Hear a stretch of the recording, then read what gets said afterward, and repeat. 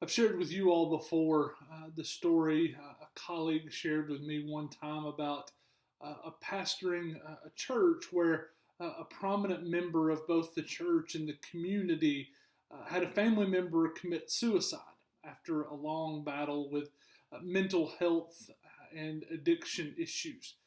He told about the meeting with the family, and upon arriving at the house, the mother of the person who had committed suicide asked a question. The first question she asked was, "Can we have the service at the church, and can he be interred at the columbarium? Or, in other words, can he be buried there at the church?" Now, my friend was confused by the necessity of the questions and assured her that her desires could be met. Now, he later learned that when and where this mother grew up, the predominant way of thinking was that those who died by suicide could not have services in church, nor could they be buried in a church's graveyard or anything like that because of the sinfulness surrounding that person's death. Now, thanks in part to the scientific and psychological advances that have helped us better understand why someone might take their own life. The church has started to change centuries of misunderstanding with regard to mental health issues, addiction, and things like suicide. Yet many people still carry around the wounds the church has inflicted. The stigma around mental health issues and addiction is still prevalent in a lot of Christian circles.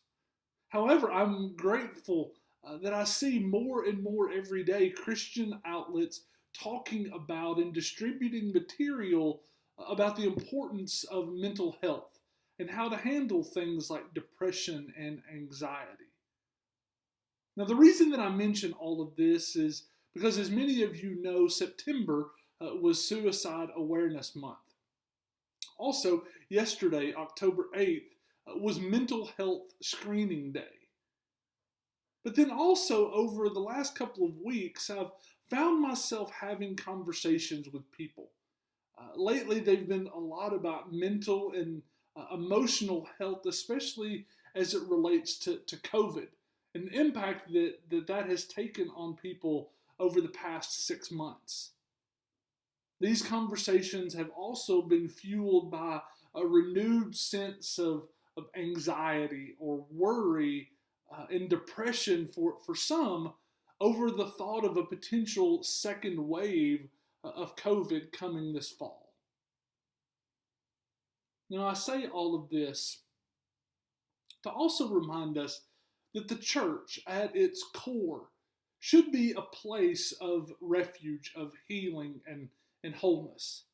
It should be a place for the hurting and the broken, whether that's physically, mentally, emotionally, spiritually. And it should be a place where it's okay to not be okay. But to be that kind of place, we must be honest. We must be honest about the struggles that we face in life so that we can be comfortable when there are others who struggle as well. The reality is that, as I've heard many times before, we all walk with a limp. Again, whether that's mentally, emotionally, spiritually, physically, we all walk with a limp because of the toll that life has taken on each of us. Now, despite our increased cultural understanding about mental health, there remains a strong sense that this particular kind of suffering is somehow a moral failure. I've read about multiple pastors and leaders of healthy, vibrant churches breaking down under the weight of mental illness and taking their own lives or even just abandoning their calling into ministry, in spite of the appearance that everything was going well in life. I can't help but wonder in situations like that if the shame and the stigma combined with the sense that this wouldn't be a problem for someone who had a stronger spiritual life. That these things pushed what could have been an opportunity for conversation and mutual support and love back into silence. My hope is that we can be open to talk about this social reality. I want to take this opportunity to encourage anyone who's dealing with mental health issues or unhealthy thoughts surrounding depression and worry, anxiety, or whatever to reach out for help. Please know that I am available to talk or will work with you to get you the help that you need.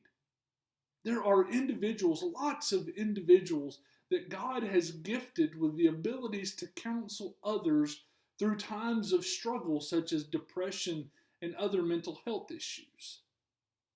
Also, if you don't find yourself struggling right now, I'd encourage you to reach out to people.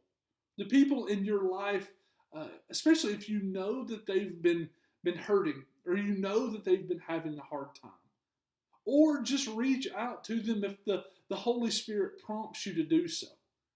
Because you never know what a phone call, a text message, a card, or whatever, you never know what difference that can make in someone's life. Because you don't know what people might be struggling with. But finally, please know that you don't have to tackle these issues alone. And that there are people in your life, myself included, who love and support you. And will love and support you through any difficult times. But I hope everyone is doing well. And I look forward to worshiping with you all, whether in person or online, this Sunday morning at 10 o'clock. I hope you have a great rest of the day, and God bless.